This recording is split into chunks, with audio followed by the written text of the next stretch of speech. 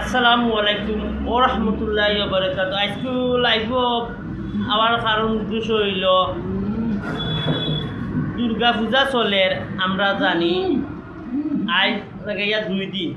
আর দুর্গা পূজা যারা কররা আমি এরা কইরাম আপনারা কিতা করতে জানেন আপনারা 5টা জিনিসও আপনারা নিচে হইল 20টা মিনিট করি আপনারা বন্ধ করবা।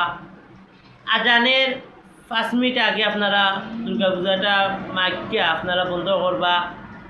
20 মিনিট পরে আপনারা চালু করেন জন্য মাত্র 5টা জিনিস আপনারা মেনে করেন মানিয়া চলবা। আমরারও মনে পাওয়া আপনারারও আমরা সেবা করবো।